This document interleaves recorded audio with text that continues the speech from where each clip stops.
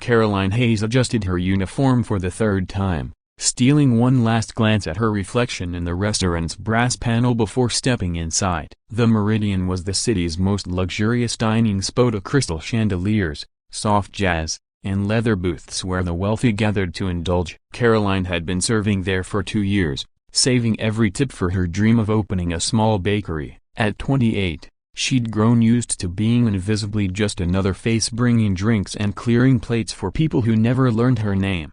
Tonight, though, her hands trembled as she tied her apron. Her younger sister Jessica's wedding was just 3 weeks away, and their modest family was suddenly being swept into the social circles of her fiancé copyright-s elite relatives. At the engagement party, Caroline had endured endless questions about her love life, paired with condescending smiles. One woman had even patted her hand and said, "Don't worry, dear, there's someone for every Nia even at your age." Her mother had begged her to bring someone to the wedding and Nia so people would stop pitying her. But Caroline barely had time to sleep, let alone date. She worked 6 days a week and took night classes in business management. As she tried to push the thought aside, Marcus, the head server, called out, "Table 12 needs attention, VIP." Caroline nodded and approached. The man sitting there barely looked up from his phone. Early 30s, dark hair, sharp features. So his suit alone probably cost more than her monthly rent.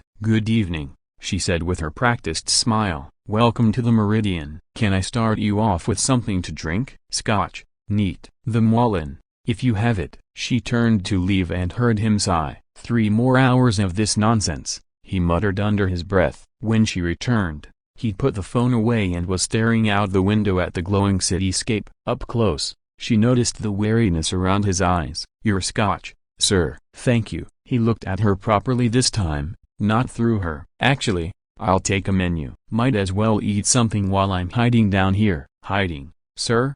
she asked before she could stop herself. He chuckled. "That obvious, huh? There's a gallon upstairs of people who all want something from me." I said I needed to make a call and slipped away. "The seared duck's excellent tonight," she said, trying to sound casual. "Or the sea bass." "The duck sounds perfect." "And please, call me Dominic. A sir makes me feel ancient."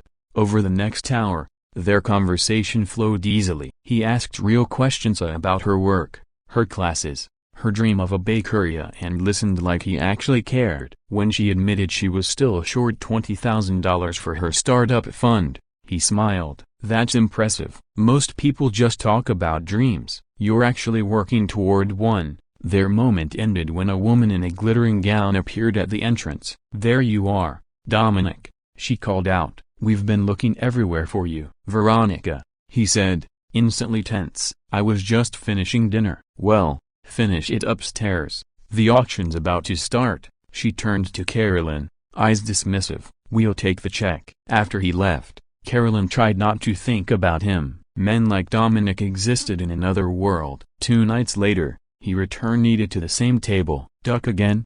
she teased. "Actually," he said, "I came to talk to you. I have a proposition that'll sound completely insane, but hear me out." She stiffened. Propositions from wealthy men rarely ended well. "Nothing inappropriate," he said quickly. "You mentioned your sister's wedding. I have a board dinner the same weekend, full of people like Veronica trying to matchmake me. I was going to ask if I could hire you to be my date. You just attend, look stunning, make conversation. I'd pay you $25,000. Caroline froze. "Why me?" "Because you treated me like a person," he said simply. "And because you know what it's like to be judged unfairly." Her mind raced. 25,000 could change her life, but before she could respond, an idea struck. "My sister's wedding is the same weekend. I don't have a date either." Dominic's eyes lit up. "Then let's trade favors. I'll be your date for the wedding. You'll be mine for the dinner. No money, just 2 people helping each other out." "It's insane,"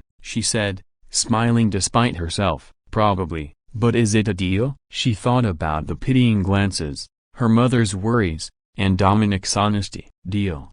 Over the next few weeks, they met often to plan their story, how they'd met, what they liked, the little details couples remember. Somewhere in between, the pretending started to feel real. At Jessica's wedding, Dominic fit seamlessly into her family. He charmed everyone without effort. When he asked her to dance, his hand felt steady and warm at her back. "You should never have been pitied," he said softly. "You're building something real, Carolyn." She looked up and saw something new in his eyes, something unspoken but unmistakable. "I know this wasn't supposed to be real," he said, voice low, "but these last few weeks of Broken Bar, they've been the most genuine thing I've had in years." "The board dinner is next week," she whispered. "After that, the deal's over." "It doesn't have to be," Dominic said. "What if we stop pretending?" "You're a CEO," she said. "I'm a server trying to open a bakery." "No," he replied. "We're two people who want something meaningful. That's what matters." The song ended, but neither of them moved. "I'd like that," she finally said. "Something real." "I would too," he said, smiling like the sunrise. At the board dinner, Carolyn stood by his side, not as a paid date, but as his partner. When Veronica made a snide remark about her background, Dominic's response was cold and clear. "Caroline built her dream from nothing. That's more impressive than anyone born into wealth." 6 months later, Sweet Carolyn's Bakery opened downtown, with Dominic as a silent investor. The place thrived, and his daughter Natalie became a frequent visitor, often standing on a stool to help frost cupcakes. A year after their first fake date, Dominic proposed it quietly, in the closed bakery, with Natalie holding the ring box. "I love you," he said. "Not because of a deal, but because you're the bravest, most genuine person I've ever met. Will you marry me?" Carolyn's eyes filled with tears. "Yes, 1,000 times yes." Their wedding invitation read simply, "Two people who found something real while pretending to be together invite you to celebrate the truth they discovered." Because the best love stories aren't about perfection, they're about honesty, courage, and finding someone who sees you exactly as you are, and chooses you anyway.